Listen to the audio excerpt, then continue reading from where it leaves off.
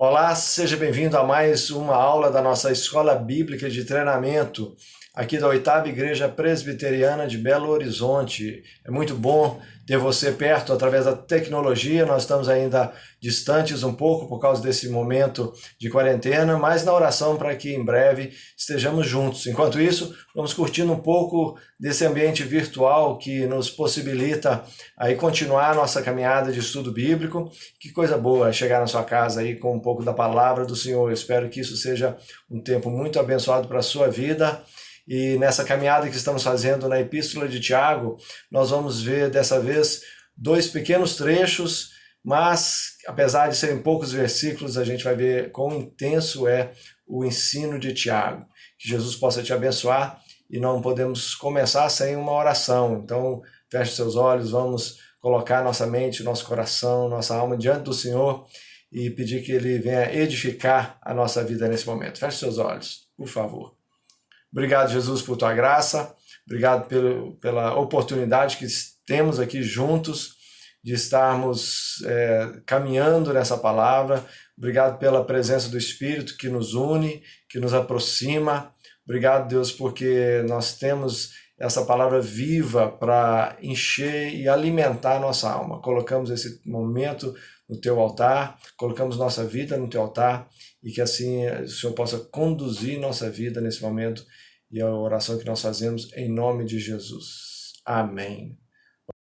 Aí, agora com a cara um pouquinho diferente, pensando agora nessa estrada da vida aí, essa sabedoria que nós precisamos do Senhor Jesus, como vimos na primeira aula, estamos com a cara um pouco nova e eu quero te convidar a você abrir sua Bíblia em Tiago, no primeiro capítulo. Se você tiver uma Bíblia, deixa ela aberta aí para ficar mais fácil para você ler os textos, comparar um pouquinho os textos em volta e a gente ter uma produtividade maior.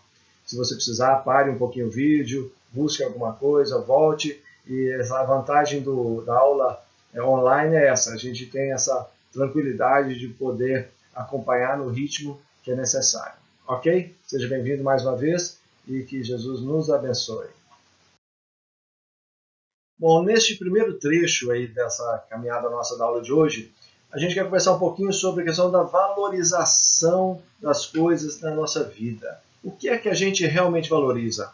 Por que a gente valoriza certas coisas mais do que outras? E será que nós estamos valorizando o que realmente tem valor? Olha, as fases da vida da gente, isso muda muito. Quando a gente é criança, a gente valoriza umas coisas, adolescente outras. Quando a gente está como jovem, como adulto, como idoso, a gente tem valores diferentes na nossa vida. Mas se a gente não prestar atenção em cada uma dessas fases, a gente acaba não dando o valor necessário para aquilo que realmente precisa. Se a gente não se atentar bem, nós vamos acabar valorizando o que não tem valor e deixando um pouco de lado aquilo que realmente deveria ser valorizado. Então, Tiago vai nos abrir os olhos um pouquinho para isso. Eu quero te convidar assim a entrar e pensar em algumas coisas em relação a essa questão da valorização da nossa vida. Olha, eu queria deixar algumas perguntas já para a gente começar a refletir um pouquinho sobre esse assunto. Em primeiro lugar, você já se preocupou em saber por que as pessoas sofrem? Por que algumas pessoas sofrem mais do que as outras, por exemplo? Por que certas pessoas passam por dificuldades enormes na vida, enquanto outros parece que passam a vida a liso, tudo tranquilo, tudo bem, não tem problema de saúde, não tem problema financeiro, enquanto outras pessoas estão mergulhadas em problemas o tempo todo. Já parou? Isso já te incomodou em algum momento da sua vida? Talvez um pouquinho mais. Você já se perguntou por que um cristão, alguém que ama o próximo, que quer o bem do próximo, que serve o próximo, muitas vezes passa por grandes dificuldades na vida, enquanto que o ímpio, aquela pessoa que está nem aí para o outro, na verdade ela explora o outro, ela causa problemas para os outros, parecem viver em abundância, parecem. Já parou para pensar um pouquinho nisso? Você sabe que isso aqui é um questionamento até bíblico? Interessante. Vamos ler um pouquinho de Tiago para ver o que ele pode nos ajudar a pensar em relação a isso? Eu quero te convidar aí a ler comigo Tiago 1, de 9 a 11. O texto diz o seguinte: O irmão, porém, de condição humilde, glorie-se na sua dignidade, e o rico na sua insignificância, porque ele passará como uma flor da erva, porque o sol se levanta com seu ardente calor, e a erva seca e a sua flor cai, e desaparece a formosura do seu aspecto. Assim também se murchará o rico em seus caminhos. Olha, Tiago ele estava escrevendo para o seu público que era cristão, estava espalhado pelo Império Romano numa região grande, e esse público ele estava debaixo de grande perseguição. Estavam passando por muitas dificuldades, dificuldades que só aumentaram depois que eles se entregaram a Cristo. A maior parte desse público era de judeus convertidos a Cristo, judeus que reconheciam que Jesus Cristo era o Messias dos judeus, mas também era o Messias de toda a humanidade. Então era um grupo que era composto por judeus cristãos, mas também já havia uma presença boa também de gentios cristãos, gente que não era judeu, que também tinha se convertido a Cristo. E por causa disso, eles estavam debaixo de uma pressão enorme do Império Romano. E quando a gente começa a perceber como que Tiago está tratando os temas, a gente vai perceber que os seus destinatários estavam também passando por certos questionamentos. Será que vale a pena passar por isso tudo? Será que entregar a vida para Jesus é realmente a melhor forma da gente viver a nossa vida? Porque quando eles olhavam para o lado, eles passavam a ver gente que estava longe de Deus, que não estava nem aí para servir o Senhor, e tinha uma vida boa, tinha uma vida tranquila.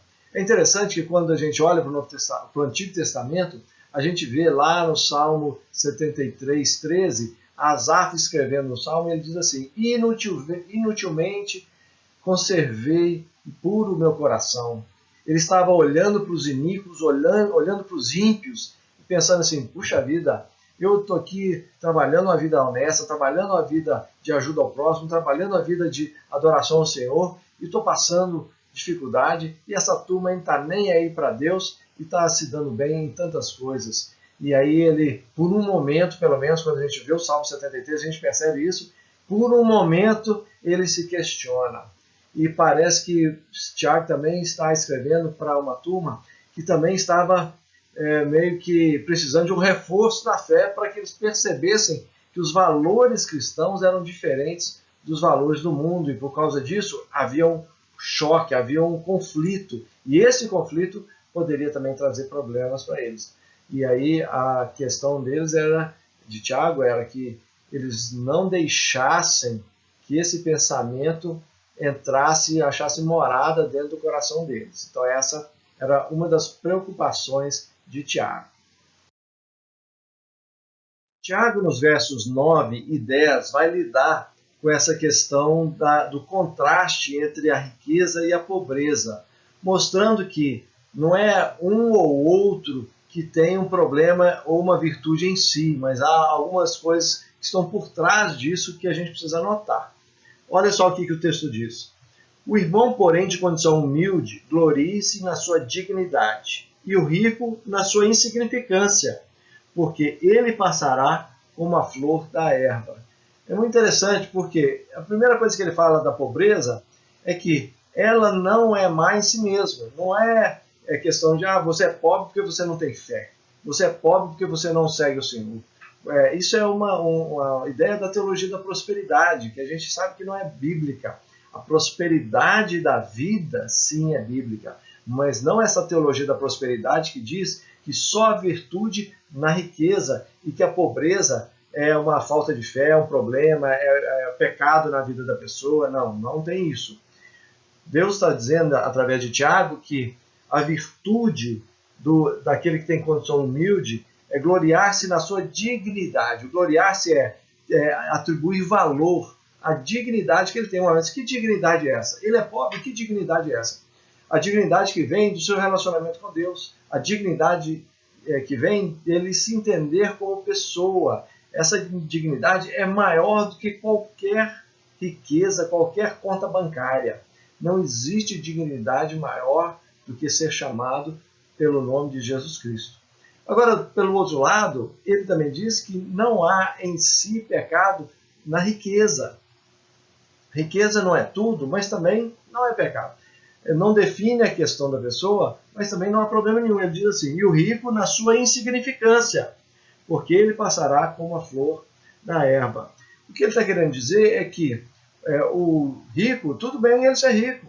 Se Deus está permitindo a ele ser rico nessa geração, nessa vida que ele tem, então é muito claro que ele deve desfrutar dessa riqueza de alguma forma aqui. Mas ele está chamando a atenção é que essa riqueza não define quem ele é. Ele deve se gloriar na sua insignificância. Que insignificância? Puxa vida, mas ele é insignificante então? Não, a riqueza dele é insignificante. Ele não tem a identidade apoiada na sua riqueza. A identidade dele é apoiada em Jesus Cristo tanto quanto o pobre. Por isso, o rico precisa entender que se ele se gloria na sua riqueza, isso sim é insignificância. Aí a vida dele não vai para lugar nenhum. Isso aí é muito importante ele entender isso. E depois a questão das moedas que a gente precisa entender. As moedas que a gente percebe que estão hoje em voga na sociedade é riqueza, beleza, inteligência. Três coisas que todo mundo quer. Todo mundo quer ser mais bonito, todo mundo quer ser mais rico, todo mundo quer ser mais inteligente. Mas quando a gente passa a notar que essas moedas não são tão valorizadas assim pela palavra do Senhor, pela presença de Deus, a gente vê que a gente precisa reajustar algumas coisas. De que forma que o Tiago está dizendo isso? Ele está dizendo isso mostrando que essas coisas vão passar. Elas passará como a flor da erva. Por mais que as pessoas possam valorizar isso, isso não vai para frente. Por isso que ele diz no verso 11, porque o sol se levanta com seu ardente calor e a erva seca, a sua flor cai e desaparece a formosura do seu aspecto. Assim também se murchará o rico em seus caminhos. Ou seja, se o caminho dele está firmado na sua riqueza, vai murchar, porque o tempo passa, a inteligência vai ficando de lado, com a mente, quando vai envelhecendo, a gente já não consegue raciocinar como antes. A beleza murcha literalmente na cara da gente, e a riqueza, quanto mais agora. A gente está vendo aí, nessa questão da presença do coronavírus, novo coronavírus, gente rica, gente pobre, gente inteligente, gente bonita, gente de tudo quanto é jeito, está passando aperto. Porque quando a gente se depara com esse tipo de problema, a gente percebe que a gente tem alguns valores que a gente tem que tomar cuidado para ajustar na vida da gente. É isso que o Tiago está dizendo. A questão não é a riqueza nem a pobreza, mas a gente colocar os nossos valores no lugar correto. Bom, então qual que é esse valor para Deus, então? Quando a gente está falando que a gente precisa ajustar os nossos valores, não segundo a sociedade, o mundo impõe a nós, mas aquilo que Deus tem para nós, vamos pensar um pouquinho nisso. E para isso eu queria ler um outro texto que está lá em Romanos, na carta de Paulo aos Romanos, no capítulo 5. E ele diz assim, justificados, pois, mediante a fé, temos paz com Deus por meio de nosso Senhor Jesus Cristo, por intermédio de quem obtivemos igualmente acesso pela fé a esta graça na qual estamos firmes e gloriamo-nos na esperança da glória de Deus. E não somente isto, mas também nos gloriamos nas próprias tribulações, sabendo que a tribulação produz perseverança, e a perseverança, experiência, e a experiência, esperança. Ora, a esperança não confunde, porque o amor de Deus é derramado em nosso coração pelo Espírito Santo que nos foi outorgado. Porque Cristo, quando nós ainda éramos fracos, morreu a seu tempo pelos ímpios. O verso 10 diz, porque se nós, quando inimigos, fomos reconciliados com Deus mediante a morte do seu Filho, muito mais estando já reconciliados, seremos salvos pela sua vida. E não somente isto, mas também nos gloriamos em Deus por nosso Senhor Jesus Cristo, por intermédio de quem recebemos agora a reconciliação. É muito interessante a gente perceber que ele cita várias vezes a palavra gloriar-se, a gente se gloriar em alguma coisa. E quando a gente nota um pouquinho esses versos, a gente mostra que A gente vê que a gente se gloria, em primeiro lugar, na nossa posição em Cristo. Tanto o verso 1 quanto o verso 11 vão falar disso. O verso 1 diz assim: justificados, pois, mediante a fé, temos paz com Deus por meio de nosso Senhor Jesus Cristo. A nossa posição em relação a Deus é uma posição de paz por causa de Jesus. Não porque nós sejamos bonzinhos e não somos por nós mesmos, não porque nós sejamos assim, termos uma boa performance, porque não temos, é para nós, mas porque Jesus Cristo nos colocou, através do sacrifício na cruz, numa posição de paz com Deus, porque Ele nos deu essa paz. Por isso que o verso 11 diz assim: não apenas isto, mas também nos gloriamos em Deus, por nosso Senhor Jesus Cristo, por intermédio de quem recebemos agora a reconciliação. Nós somos reconciliados em Deus através de Jesus Cristo. Nós temos essa posição de alegria, de filiação com Deus por causa de Jesus. Por isso, isso tem que ser o nosso valor maior. Não importa o quanto de dinheiro tem no seu banco, não importa o quanto de comida tem na sua mesa, se você tem um pão com manteiga ou se você tem manjares cheios de variedades. Não importa o carro, se você tem um carro X ou Y, ou se você não tem carro nenhum. Não é essa a questão. Nós nos gloriamos, quando nós entendemos quem nós somos em Jesus Cristo, nós nos gloriamos no Senhor e só nele. Porque sabemos que temos uma posição em Jesus que ninguém pode tirar, ninguém pode anular. Mas também esse texto fala de uma esperança dessa glória de Deus em nós. O verso 2 diz assim: por intermédio de quem obtivemos igualmente acesso pela fé a esta graça, na qual estamos firmes, e gloriamo-nos na esperança da glória de Deus. O próprio Senhor nos comunica da sua glória, e essa é a nossa esperança. A gente sabe que esse momento que vivemos, a vida que temos, ela vai passar. Como uma erva, ela vai murchar um dia, e nós não estaremos mais aqui. Mas aqueles que creem no Senhor Jesus sabem que vão adiante, que a morte e o fim dessa vida que temos aqui só vai abrir uma nova realidade plena de uma vida com Deus no porvir. E isso é a esperança da glória que nós temos no Senhor. Essa é a nossa glória. Mas também nós temos uma glória na dignidade que temos nas tribulações. Romanos 5,3 diz assim: e não somente isso, essa glória que temos aí na nossa posição em Cristo e a glória que temos na própria presença da glória do Senhor em nós, hoje e no porvir.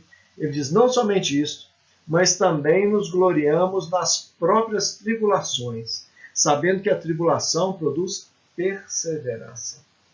Olha, a tribulação ela não tem sentido para quem não conhece Jesus. O coronavírus não tem sentido para quem não conhece Jesus. As lutas da vida não têm sentido para quem não conhece Jesus, mas para quem conhece o Senhor Jesus, há diferença. Porque nós nos gloriamos nas tribulações, porque sabemos que as tribulações moldam o nosso caráter. Foi isso que vimos na semana anterior, no estudo anterior.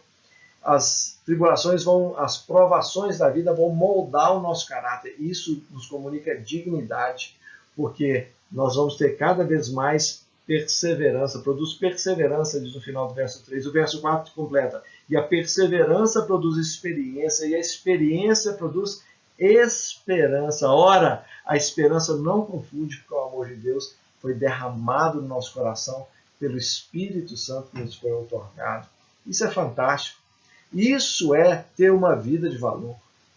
Porque pode vir ladrão e roubar todos os bens que a gente tem. Pode vir uma crise financeira, igual estão alardeando tanto aí, e levar tudo que a gente tem. Se nós entendemos a dignidade que nós temos em Jesus Cristo, a nossa vida vai continuar. Nossos pés vão continuar firmados sobre a rocha e nós vamos avançar, porque nada pode nos separar desse amor que está em Cristo Jesus. Está lá na própria carta de Romanos, no capítulo 8, nada pode nos separar desse amor. Isso é fantástico. Isso a gente tem que se apegar a esse tipo de coisa, para a gente saber o que a gente vai valorizar, senão a gente acaba valorizando o que não devia. Um outro texto que vai nos ajudar muito a trabalhar essa questão do nosso valor diante de Deus, a gente tirar os olhos dos valores temporais, mundanos, para esse valor divino, que é atemporal, está lá na primeira carta de Pedro, no capítulo 2, versos 9 e 10. Pedro vai trabalhar um texto lá de Êxodo, do Antigo Testamento, para falar com o povo cristão acerca do seu valor. E ele diz assim aos cristãos: vós, porém, sois raça eleita, sacerdócio real, nação santa, povo de propriedade exclusiva de Deus, a fim de proclamardes as virtudes daquele que vos chamou das trevas para a sua maravilhosa luz. Vós sim, que antes não erais povo, mas agora sois povo de Deus, que não tinhas alcançado misericórdia, mas agora alcançastes misericórdia. É muito interessante como é que ele usa esses vários termos que Moisés trabalha lá com o povo de Israel no Antigo Testamento, mas agora para a Igreja de Cristo. E dentre essas características, ele chama os cristãos de raça eleita, de etnia eleita. Não uma etnia física, mas uma etnia espiritual. Um povo que tem uma ligação espiritual através de Deus, do Espírito Santo, que nos faz um só. Características especiais de quem segue o Senhor Jesus. Nós também somos chamados de sacerdotes reais, nós somos sacerdócio real. Ou seja, o sacerdote era aquele que entrava na presença de Deus no templo. Só ele que poderia, feitos os sacrifícios, poder entrar dentro do templo. E nós somos esses que temos acesso ao Pai constantemente, em qualquer lugar, em qualquer momento. Como diz a turma, 24/7. 24 horas por dia, 7 dias da semana, nós temos esse acesso como sacerdotes. Mas também somos chamados ali de nação santa, uma nação que é separada. Santidade não é só a questão de viver uma vida sem problemas, sem pecados, sem defeitos, não. A questão de viver uma vida santa tem a ver com o fato de sermos separados para Deus. Isso é santidade. Separados para viver uma vida que comunica aqueles valores que Deus tem para nós. Isso aí, e nós somos uma nação santa. Não uma nação geográfica, mas uma nação chamada pelo nome de Jesus Cristo. Ali também ele fala que nós somos propriedade exclusiva de Deus. Não há divisão, não há compartilhamento da nossa existência com outro tipo de divindade, outro tipo de poder, outro tipo de que seja o que for. Nós somos todos de Deus e totalmente de Deus. Somos alvos desse cuidado do Pai nas nossas vidas. E nós temos um propósito, a fim de proclamar as virtudes de Deus para todo mundo. Essa é a ideia. Nós temos esse privilégio de compartilhar o que é que Deus tem feito por nós, em nós, o tempo todo. Então, esse valor, esse é um pacote completo de valor que nós temos em Jesus Cristo. Então, não aceite qualquer valor, não. Seja ele o cifrão que for. Não aceite qualquer outra coisa a não ser esse valor que você tem em Jesus Cristo. Tudo parte daí. Como diz lá no início, Tiago, lá nos versos 9 e 10, seja pobre, seja rico. A gente se gloria no Senhor e só no Senhor. E aí? O que é que você tem valorizado? Quais têm sido os valores? Você está vivendo de aparências? Você está aí só preocupado com inteligência, beleza, riqueza? Ou você tem colocado a sua vida, os valores da sua vida no prumo, no lugar correto, no caminho mesmo que é essa presença do Senhor nas nossas vidas? É claro que todo mundo quer uma vida mais fácil, quer uma vida mais tranquila, quer mais bens. Não há problema nenhum em querer isso e não há pecado em receber. Tiago é bem muito claro nisso. O problema é quando nós fundamentamos o nosso valor nisso. E também não há pecado nenhum em não ter. O problema é se nós achamos que os nossos valores estão nisso, então se eu não tenho, eu não sou. Não. Não acumule tralhas. Não sejam tralhas físicas, sejam tralhas emocionais ou espirituais. Limpe a sua alma, limpe a sua vida e deixa Deus guiar você, seja a condição que você for, seja o momento que você está, Deus é quem comunica esse valor para você. Isso aí você não pode abrir mão. Nessa segunda parte, nós vamos ver sobre provação e tentação. É o quarto trecho nosso do estudo, mas a segunda parte de hoje, nós vamos ver um pouquinho essa diferenciação entre provação e tentação, para a gente não confundir provação com tentação, e isso aí é muito importante nessa forma de Tiago de lidar com esses termos. E o trecho que vamos ler agora é Tiago 1, de 12 a 15. Ele diz assim: Bem-aventurado o homem que suporta com perseverança a provação, porque depois de ter sido aprovado, receberá a coroa da vida, a qual o Senhor prometeu aos que o amam. Ninguém, ao ser tentado, diga, sou tentado por Deus, porque Deus não pode ser tentado pelo mal e ele mesmo não tenta ninguém. Ao contrário, cada um é tentado pela sua própria cobiça. Quando essa o atrai, seduz. Então a cobiça, depois de haver concebido, dá à luz ao pecado, e o pecado, uma vez consumado, gera a morte. Olha, logo no início desse trecho, a gente vê, logo no verso 12, um versículo muito interessante. O verso 12 diz: Bem-aventurado o homem que suporta com perseverança a provação, porque depois de ter sido aprovado, receberá a coroa da vida, a qual o Senhor prometeu aos que o amam. Lá no início do estudo, nós falamos que Tiago ele trabalha o Sermão do Monte, muito do conteúdo do Sermão do Monte, num formato proverbial, um formato de pequenas pílulas de provérbios para a vida prática. E esse versículo ele ilustra muito bem isso, porque ele está exatamente no formato das bem-aventuranças lá de Mateus 5, quando Jesus no Sermão do Monte entrega as bem-aventuranças. É exatamente esse formato dessa ideia que ele está querendo trazer do homem que suporta com perseverança a provação. Esse é bem-aventurado. E ele tem um desdobramento, porque depois de ter sido aprovado, receberá a coroa da vida, a qual o Senhor prometeu aos que o amam. Olha como é que é interessante. As bem-aventuranças, quando Jesus trata, ele fala dos humildes de espírito, dos que choram, dos mansos, que têm fome e sede de justiça, misericordiosos, limpos de coração, pacificadores, perseguidos por causa da justiça. Se a gente olhar no óculos do mundo, dos valores, do que é bom, quem são os bem-aventurados? Quem são os felizes no mundo? São os que têm boas casas, bons carros, bons empregos, que comem comidas boas, que estão sempre se divertindo, que têm dinheiro para se divertir, para comer em restaurantes legais. Isso é o bem-aventurado segundo o mundo. Mas Jesus já havia trabalhado uma contramão. Jesus, naquela época, ele já havia falado que, olha, não é bem assim não. No reino de Deus as coisas funcionam diferente. No reino de Deus, feliz, bem-aventurado é o humilde de espírito. Feliz e bem-aventurado é o que chora, porque tem um motivo, porque vai ser consolado. É o manso, é o que tem fome e sede de justiça, porque vai ser farto. É o misericordioso, porque alcançará a misericórdia. No reino de Deus as coisas funcionam um pouco diferente. E essa é a ideia que Tiago está querendo trazer. Olha, quem suporta com perseverança a provação é bem-aventurado, porque ele tem outra recompensa. Quem cede na provação pode, às vezes, achar que, não, eu vou ceder aqui porque não está sendo bom para mim, não. Mas vai se dar mal, porque não vai receber a coroa da vida que o Senhor prometeu.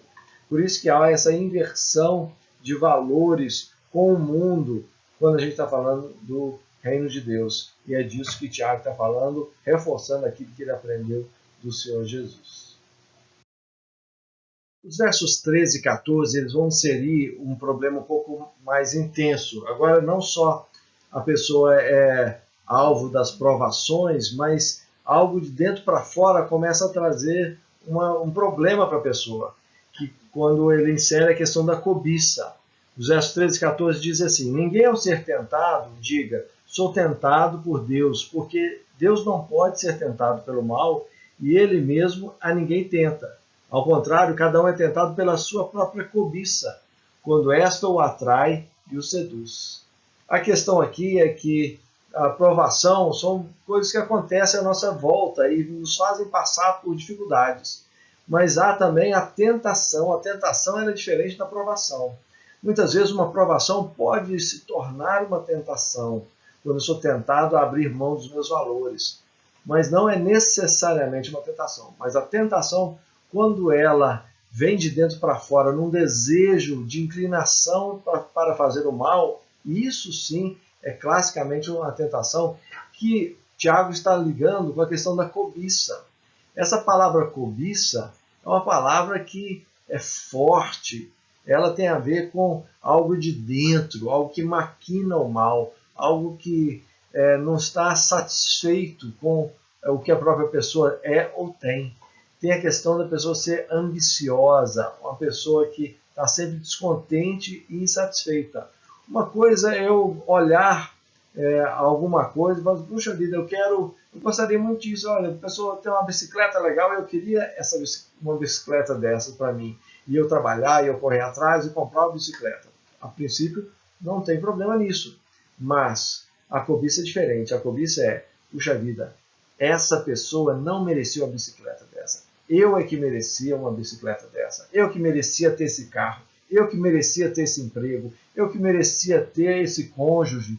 E aí a pessoa passa a cobiçar o que a outra pessoa tem. É um sentimento destrutivo. Isso passa a governar a vida da gente.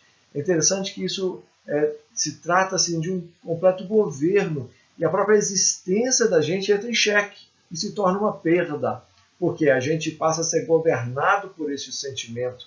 E não é alguma coisa que simplesmente motiva porque eu gostaria de progredir na vida, eu gostaria de avançar, eu gostaria de experimentar coisas novas. Não, é a cobiça que é maléfica.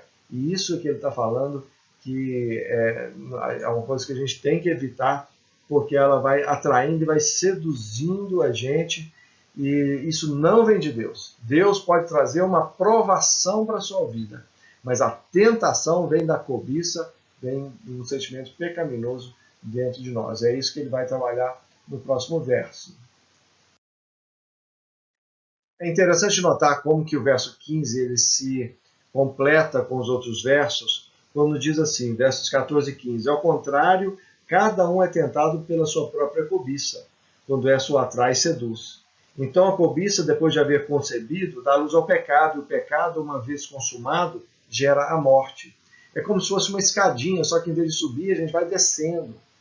E isso vai achando lugar dentro do nosso coração, e se a gente não tratar da cobiça logo no início, a gente vai chegar a um ponto que vai gerar morte na nossa vida. Isso aí a gente percebe muito claro, um exemplo bíblico, muito conhecido, é o exemplo de Davi. Davi, quando ele cobiça Batseba, que era a mulher de Urias, que era um dos generais lá do seu exército, dos soldados mais importantes do seu exército, ele deixa aquilo tomar conta e ele pratica coisas terríveis. E tudo começa com uma pequena semente que vai crescendo, crescendo, crescendo. Se ela não é podada, logo no início ela vai criando raízes. A gente vê em Davi, a partir da ociosidade, tem um famoso ditado que diz que mente vazia, oficina do diabo. E muitas vezes é isso que acontece. A gente permite que certos pensamentos achem lugar dentro do nosso coração, dentro da nossa mente, porque nós não estamos ocupados em fazer o que deveríamos estar fazendo. E aí, essa ociosidade, a gente vai para o segundo passo, que é a concupiscência dos olhos. Davi não estava na guerra, onde estava o seu exército. Ele estava em casa, tranquilo, gastando tempo com não sei o quê, a ponto de ficar olhando as pessoas tomarem banho, independente de onde a mulher estava tomando banho. E ali, a concupiscência. Concupiscência é um termo muito usado na Bíblia para revelar esse desejo maléfico do coração. Aquele desejo ligado à cobiça e à concupiscência dos olhos. Quando os olhos colocam ali, a gente põe os olhos em alguma coisa que a gente não deveria colocar, e aquilo gera um sentimento dentro do nosso coração. E aí vem a concepção da cobiça. E aí a cobiça se instala dentro do coração e a gente diz assim, eu quero aquilo. Eu quero aquilo para mim. Foi o que aconteceu com Davi. Eu quero aquela mulher para mim. Ele fez de tudo para que ele tivesse aquela mulher. E o resultado foi terrível. Morte para Urias, morte para a criança que veio daí. E também, espiritualmente, não deixa de ser uma morte para o próprio Davi. Porque aquilo foi um alto preço na vida de Davi. E aquilo marcou a vida dele tremendamente. É disso que Tiago está dizendo. Que essa cobiça, depois de haver concebido, dá luz ao pecado, e o pecado dá luz à morte. Então, quanto mais cedo a gente tratar de qualquer tipo de sentimento de cobiça, mais livres nós estamos, e Tiago está nos alertando em relação a isso. Pequenas sementes dentro do nosso coração podem se tornar grandes problemas.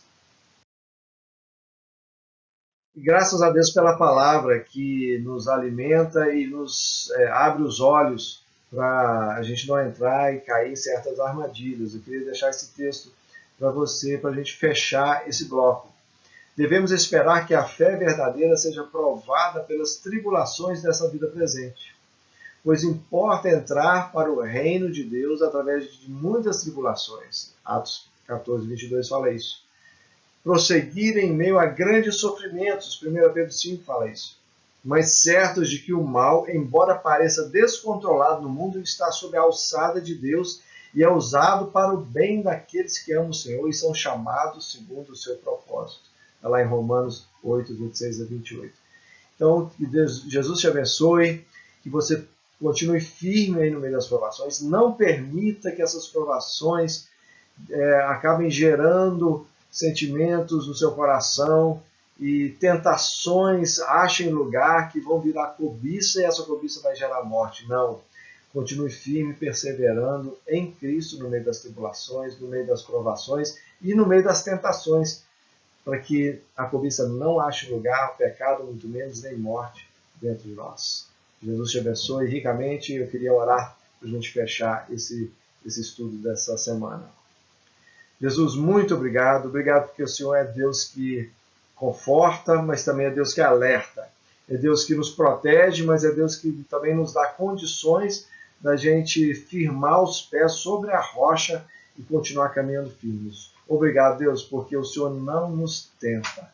Obrigado porque o Senhor sempre nos dá um alívio no meio da tribulação, diante das perseguições, especialmente nas tentações. O Senhor não permite que a gente seja tentado além das nossas forças, diz a palavra. Por isso queremos colocar nossa vida no teu altar, pedir que o Senhor continue ministrando no nosso coração. Obrigado por essa carta de Tiago, que tanto nos auxilia na nossa jornada. Que a gente possa continuar firmes mesmo nessa palavra diante do Senhor. Em nome de Jesus. Amém.